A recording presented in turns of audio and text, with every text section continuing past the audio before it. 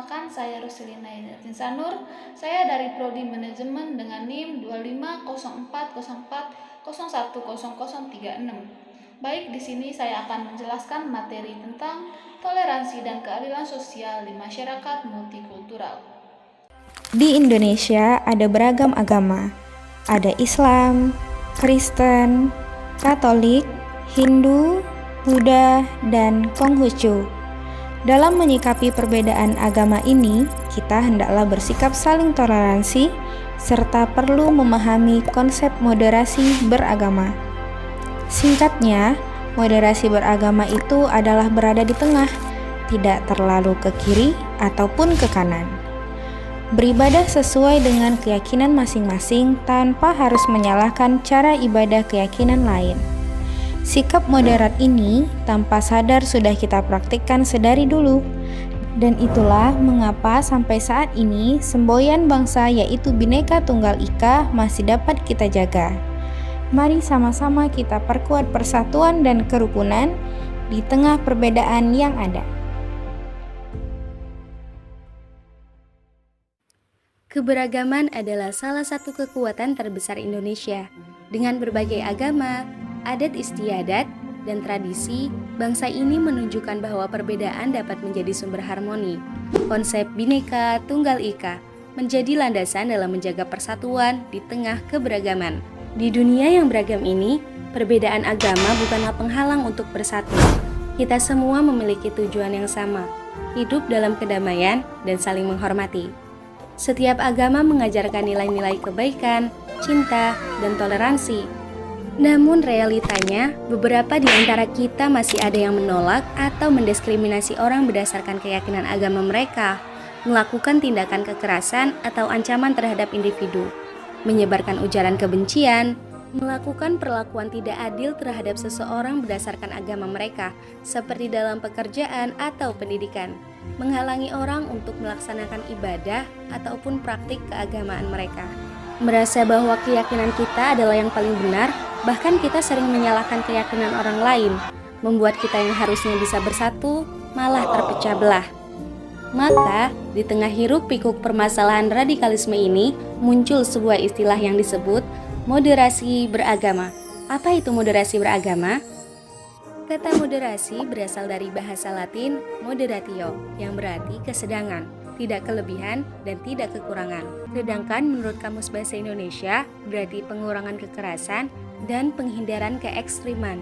Sedangkan dalam bahasa Arab, moderasi dikenal dengan kata wasat atau wasatiyah, yang memiliki padanan makna dengan kata tawasud, tengah-tengah, iktidal adil, dan tawazun, berimbang. Dalam konteks ini, moderasi berarti memilih posisi jalan tengah di antara berbagai pilihan ekstrim. Di era digital ini, media sosial menjadi jembatan komunikasi yang menghubungkan kita. Media sosial bukan hanya platform untuk berbagi informasi, tetapi juga alat untuk membentuk opini publik. Setiap postingan, setiap komentar memiliki potensi untuk membangun atau merusak. Dalam konteks sosiologi komunikasi, kita memahami bahwa pesan yang moderat dapat menciptakan ruang dialog yang konstruktif. Mari kita gunakan media sosial untuk mengedukasi, bukan hanya untuk menginformasikan. Kita bisa memanfaatkan hashtag, kampanye, dan konten kreatif untuk menanamkan nilai-nilai toleransi dan pengertian. Ketika kita berbagi pesan moderasi, kita berkontribusi pada masyarakat yang lebih harmonis. Setiap dari kita memiliki peran. Mari gunakan kekuatan media sosial untuk menyebarkan pesan positif. Bersama kita bisa menciptakan dunia yang lebih baik.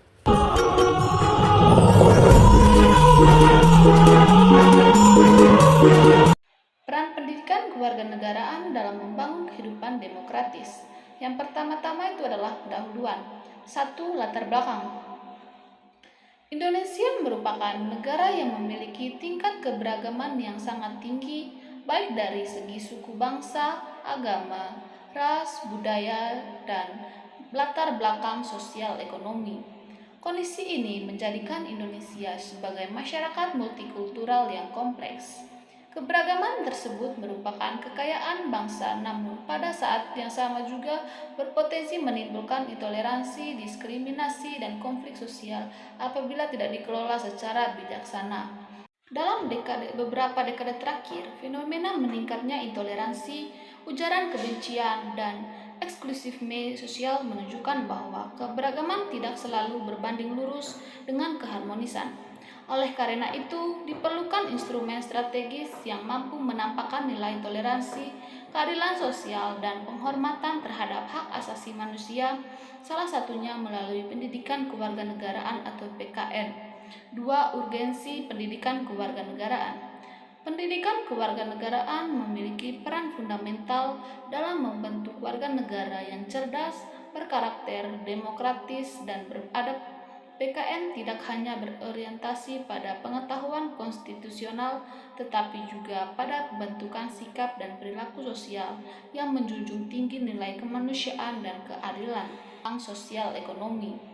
Kondisi ini menjadikan Indonesia sebagai masyarakat multikultural yang kompleks. Keberagaman tersebut merupakan kekayaan bangsa, namun pada saat yang sama juga berpotensi menimbulkan intoleransi, diskriminasi, dan konflik sosial apabila tidak dikelola secara bijaksana. Yang kedua itu konsep dasar masyarakat multikultural. Yang pertama, masyarakat multikultural. Masyarakat multikultural adalah masyarakat yang terdiri atas berbagai kelompok sosial dengan latar belakang budaya, etnis, agama, dan nilai yang berbeda, namun hidup dalam satu sistem sosial dan politik yang sama. Menurut Parek 2000, masyarakat multikultural menuntut pengakuan atas perbedaan, kesetaraan dalam hak dan kewajiban, dialog antar budaya yang berkelanjutan. Yang kedua itu multikulturalisme dalam konteks Indonesia. Indonesia merupakan contoh nyata masyarakat multikultural dengan semboyan Bhinneka Tunggal Ika. Prinsip ini menegaskan bahwa perbedaan bukan alasan perpecahan, melainkan dasar untuk membangun persatuan nasional. Namun, dalam praktiknya, keberagaman seringkali dihadapi pada polarisasi identitas, fanatisme sempit, ketimpangan sosial, diskriminasi terhadap kelompok minoritas. Yang ketiga itu intoleransi, diskriminasi, dan konflik sosial. Pertama itu intoleransi. Intoleransi adalah sikap atau tindakan yang tidak menghargai perbedaan, keyakinan, pandangan, atau identitas kelompok lain. Intoleransi dapat muncul dalam bentuk penolakan terhadap kelompok tertentu, pembatasan hak beribadah, stigmatisasi sosial. Yang kedua itu diskriminasi. Diskriminasi merupakan perlakuan tidak adil terhadap individu atau kelompok berdasarkan identitas tertentu seperti agama, ras, gender, atau status sosial. Diskriminasi bertentangan dengan prinsip kesetaraan di hadapan hukum. Yang ketiga, konflik sosial. Konflik sosial seringkali merupakan akumulasi dari intoleransi dan diskriminasi yang tidak terselesaikan. Konflik dapat bersifat horizontal atau antar kelompok masyarakat, vertikal atau antara masyarakat dan negara. PKN berperan penting dalam mencegah konflik sosial melalui pendidikan nilai demokrasi, dialog, dan penyelesaian konflik secara damai. Yang berikutnya itu hak asasi manusia dan keadilan sosial. Hak asasi manusia atau HAM. Hak asasi manusia adalah hak dasar yang melekat pada setiap individu sejak lahir dan tidak dapat dicabut oleh siapapun. Dalam konteks Indonesia, HAM dijamin dalam Undang-Undang Dasar 1945 Pasal 28A sampai 28J, Undang-Undang Nomor 39 Tahun 1999 tentang Hak Asasi Manusia. Prinsip utama HAM meliputi universitas, non-diskriminatis, kesetaraan, martabat manusia. Yang kedua, keadilan sosial. Keadilan sosial merupakan kondisi di mana setiap negara memperoleh hak, kesempatan, perlakuan yang adil dalam berbagai aspek kehidupan. Sila kelima Pancasila, keadilan sosial bagi seluruh rakyat Indonesia menegaskan bahwa keadilan tidak hanya bersifat hukum, tetapi juga ekonomi, sosial, dan budaya. Yang ketiga, hubungan HAM dan keadilan sosial. HAM dan keadilan sosial saling berkaitan. Pelanggaran HAM seringkali berakar dari ketidakadilan struktural, sedangkan keadilan sosial hanya dapat terwujud apabila HAM dihormati dan dilindungi. Yang berikut, peran pendidikan kewarganegaraan atau PPKN. PKN sebagai pendidikan nilai. PKN berfungsi sebagai wahana interioritasasi nilai-nilai Pancasila, demokrasi, hak asasi manusia, dan toleransi. Melalui PKN, peserta didik dianjurkan untuk menghormati perbedaan, mengembangkan empati sosial, bersikap adil, bertanggung jawab. Yang kedua, PKN dalam membangun toleransi. PKN mendorong terbentuknya sikap toleran melalui pendidikan multikultural, diskusi kritis tentang isu-isu sosial, pembelajaran berbasis kasus atau case-based learning. Yang ketiga itu PKN sebagai sarana pencegahan intoleransi. Dengan pendekatan reflektif dan dialogis, PKN mampu mengurangi prasangka sosial, menumbuhkan kesadaran kebinekaan, membangun solidaritas antar warga negara. Relevansi nasional dan global. Indonesia sebagai miniatur dunia. Keberagaman Indonesia mencerminkan tentang global yang dihadapi dunia saat ini, seperti migrasi internasional, konflik identitas, ketimpangan sosial global. Yang kedua, kontribusi PKN dalam konteks global. Pendidikan kewarganegaraan di Indonesia berpotensi menjadi model global dalam pengelolaan keberagaman, pendidikan perdamaian, penguatan demokrasi multikultural.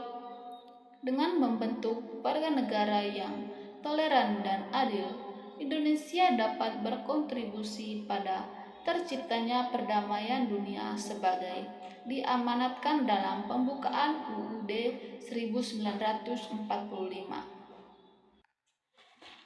Masyarakat modern saat ini hidup dalam realitas keberagaman yang semakin kompleks. Perbedaan suku, agama, ras, dan budaya dan pandangan hidup merupakan kenyataan yang tidak dapat dihindari. Indonesia sebagai negara multikultural menghadapi tantangan besar dalam menjaga persatuan nasional di tengah perbedaan tersebut. Dalam konteks ini, toleransi dan keadilan sosial menjadi prinsip fundamental yang menentukan kualitas kehidupan berbangsa dan bernegara. Pendidikan kewarganegaraan memiliki peran strategis dalam membentuk warga negara yang mampu hidup berdampingan secara damai, adil, dan demokratis.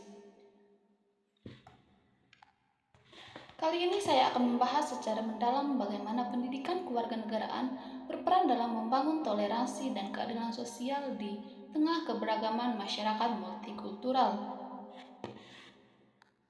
Dalam beberapa dekade terakhir, fenomena meningkatnya intoleransi, ujaran kebencian, dan eksklusifme sosial menunjukkan bahwa keberagaman tidak selalu berbanding lurus dengan keharmonisan.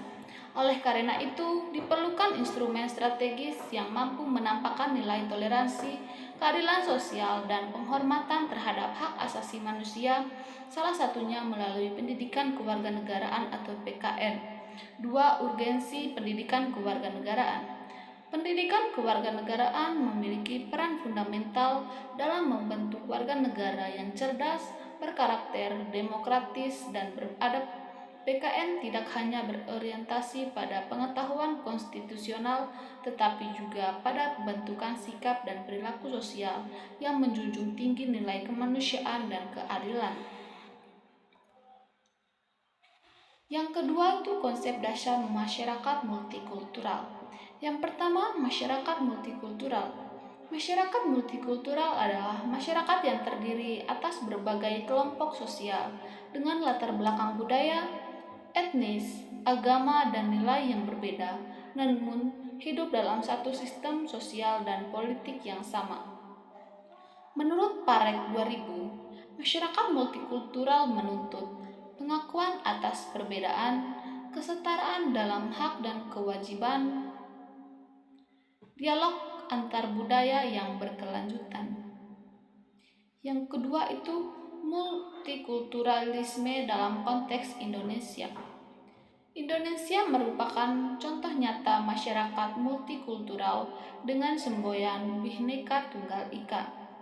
Prinsip ini menegaskan bahwa perbedaan bukan alasan perpecahan, melainkan dasar untuk membangun persatuan nasional.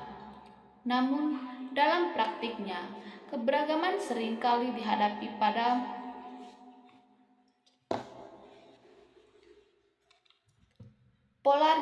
polarisasi identitas, fanatisme sempit, ketimpangan sosial, diskriminasi terhadap kelompok minoritas. Yang ketiga itu intoleransi, diskriminasi, dan konflik sosial. Pertama itu intoleransi. Intoleransi adalah sikap atau tindakan yang tidak menghargai perbedaan, keyakinan, pandangan, atau identitas kelompok lain. Intoleransi dapat muncul dalam bentuk penolakan terhadap kelompok tertentu, pembatasan hak beribadah,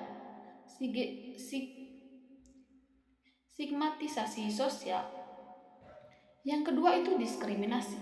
Diskriminasi merupakan perlakuan tidak adil terhadap individu atau kelompok berdasarkan identitas tertentu seperti agama, ras, gender, atau status sosial. Diskriminasi bertentangan dengan prinsip kesetaraan di hadapan hukum. Yang ketiga, konflik sosial. Konflik sosial seringkali merupakan akumulasi dari intoleransi dan diskriminasi yang tidak terselesaikan. Konflik dapat bersifat horizontal atau antar kelompok masyarakat, vertikal atau antara masyarakat dan negara. PKN berperan penting dalam mencegah konflik sosial melalui pendidikan nilai demokrasi, dialog, dan penyelesaian konflik secara damai. Yang berikutnya itu hak asasi manusia dan keadilan sosial. Hak asasi manusia atau HAM. Hak asasi manusia adalah hak dasar yang melekat pada setiap individu sejak lahir dan tidak dapat dicabut oleh siapapun. Dalam konteks Indonesia, HAM dijamin dalam Undang-Undang Dasar 1945 Pasal 28A sampai 28J, Undang-Undang Nomor 39 Tahun 1999 tentang Hak Asasi Manusia. Prinsip utama HAM meliputi universitas, non-diskriminatis, kesetaraan, martabat manusia. Yang kedua, keadilan sosial. Keadilan sosial merupakan kondisi di mana setiap negara memperoleh hak, kesempatan, perlakuan yang adil dalam berbagai aspek kehidupan. Sila kelima Pancasila, keadilan sosial bagi seluruh rakyat Indonesia, menegaskan bahwa keadilan tidak hanya bersifat hukum, tetapi juga ekonomi, sosial, dan budaya. Yang ketiga, hubungan HAM dan keadilan sosial. HAM dan keadilan sosial saling berkaitan. Pelanggaran HAM seringkali berakar dari ketidakadilan struktural, sedangkan keadilan sosial hanya dapat terwujud apabila HAM dihormati dan dilindungi. Yang berikut, peran pendidikan kewarganegaraan atau PPKN. PKN sebagai pendidikan nilai. PKN berfungsi sebagai wahana interilisasi nilai-nilai Pancasila, demokrasi, hak asasi manusia, dan toleransi. Melalui PKN, peserta didik dianjurkan untuk menghormati perbedaan, mengembangkan empati sosial, bersikap adil, bertanggung jawab. Yang kedua, PKN dalam membangun toleransi. PKN mendorong terbentuknya sikap toleran melalui pendidikan multikultural, diskusi kritis tentang isu-isu sosial, Pembelajaran berbasis kasus atau case-based learning. Yang ketiga itu PKN sebagai sarana pencegahan intoleransi. Dengan pendekatan reflektif dan dialogis, PKN mampu mengurangi prasangka sosial, menumbuhkan kesadaran kebinekaan, membangun solidaritas antar warga negara. Relevansi nasional dan global. Indonesia sebagai miniatur dunia. Keberagaman Indonesia mencerminkan tentang global yang dihadapi dunia saat ini, seperti migrasi internasional, konflik identitas, radikalisme, ketimpangan sosial global.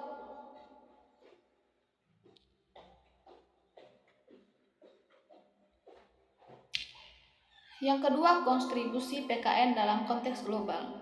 Pendidikan kewarganegaraan di Indonesia berpotensi menjadi model global dalam pengelolaan keberagaman, pendidikan perdamaian, penguatan demokrasi multikultural dengan membentuk warga negara yang toleran dan adil.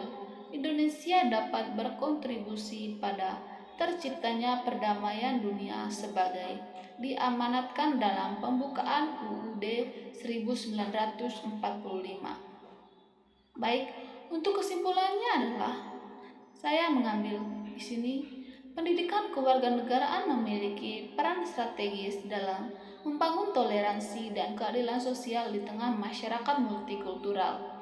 Melalui PKN, nilai-nilai kemanusiaan, HAM, demokrasi ditanamkan secara sistematis dan berkelanjutan. Keberagaman bukanlah ancaman, melainkan potensi besar apabila dikelola melalui pendidikan yang berorientasi pada penghormatan terhadap perbedaan dan keadilan sosial. Oleh karena itu, penguatan PKN merupakan investasi jangka panjang dalam membangun bangsa yang damai, adil, dan beradab. Terima kasih.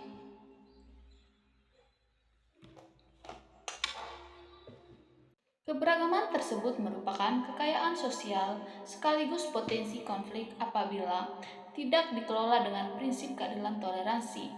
2. Karakteristik masyarakat multikultural. Ciri utama masyarakat meliputi yang pertama, keberagaman identitas sosial, perbedaan sistem nilai dan norma, adanya interaksi antar kelompok, potensi gesekan sosial, perlunya regulasi hukum yang adil, dan ketiga, Indonesia sebagai masyarakat multikultural. Indonesia memiliki lebih dari 1.300 kelompok etnis dan ratusan bahasa daerah. Kondisi ini menjadi Indonesia sebagai miniatur tantangan multikultural dunia. Yang berikutnya, toleransi dalam kehidupan multikultural. Yang pertama, konsep toleransi. Toleransi merupakan sikap menghormati dan menghargai perbedaan tanpa memaksakan kehendak atau keyakinan kepada pihak lain. Dalam konteks kewarganegaraan, toleransi adalah persyaratan utama demokrasi. Toleransi bukan berarti menyamakan semua pandangan, melainkan mengakui hak orang lain untuk berbeda. Yang kedua, bentuk-bentuk toleransi.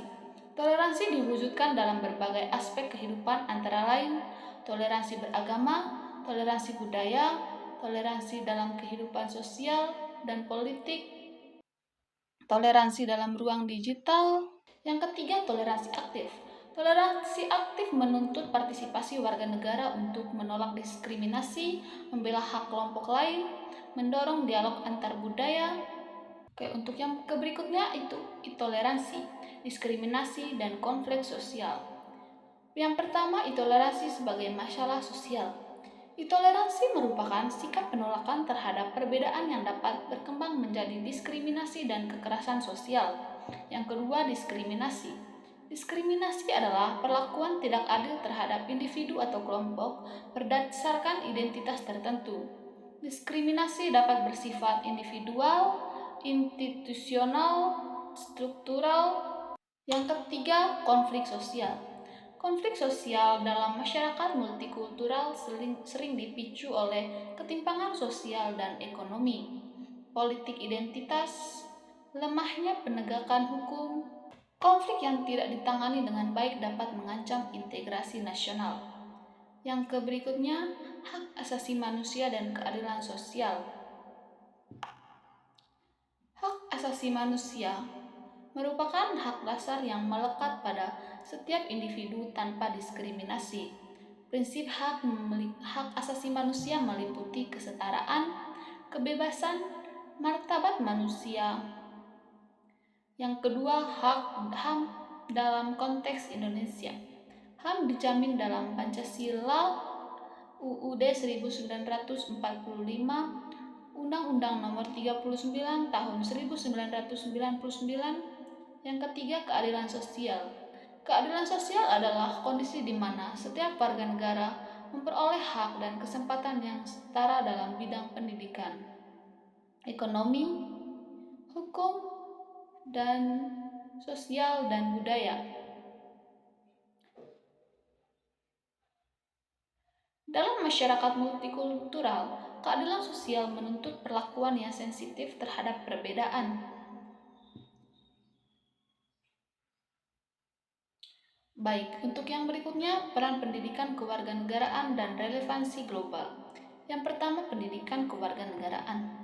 PKN berfungsi untuk membentuk warga negara yang pertama berkarakter Pancasila, kedua menghargai perbedaan, yang ketiga menjunjung hak asasi manusia, yang keempat mengedepankan dialog. Yang kedua, strategi pembelajaran PKN.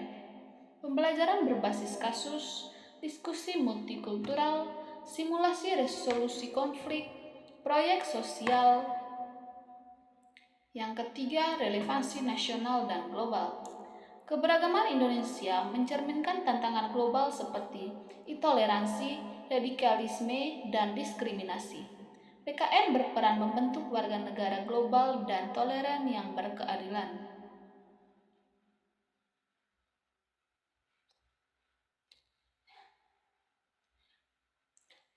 Lanjut, toleransi dan keadilan sosial merupakan fondasi utama kehidupan masyarakat multikultural. Tanpa toleransi, keberagaman akan melahirkan konflik tanpa keadilan sosial untuk semua.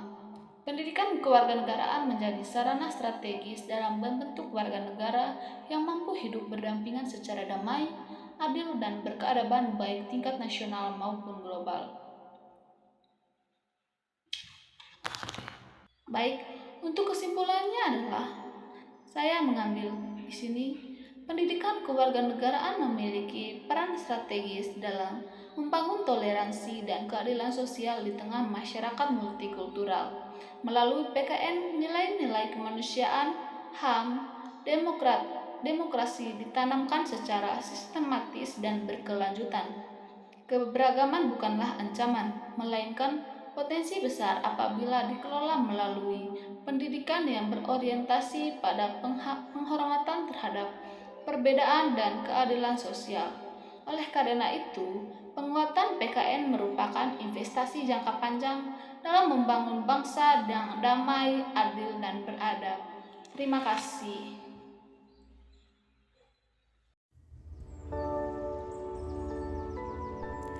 Indonesia merupakan negara kepulauan yang kaya akan sumber daya alam sekaligus keberagaman suku bangsa. Indonesia adalah negara multikultural dengan keanekaragaman suku, budaya, ras, bahasa, dan agama. Indonesia menghargai perbedaan dan keberagaman sebagai kekayaan. Indonesia juga mengatur dan menetapkan setiap hak warga negara dengan baik, bagaimana telah diatur dalam pasal 29 ayat 2 Undang-Undang Dasar 1945 yang berbunyi, negara menjamin kemerdekaan tiap-tiap penduduk untuk memeluk agamanya masing-masing dan untuk beribadah menurut agama dan kepercayaannya. Bagaimana telah kita ketahui bahwa Indonesia memiliki 6 agama yang diakui oleh negara, yaitu Islam, Kristen, Katolik, Buddha, Hindu, dan Konghucu, yang harus saling menghormati dan menghargai antar umat beragama. sesuai dengan semboyan Bhinneka Tunggal Ika, berbeda-beda tetapi tetap satu jua.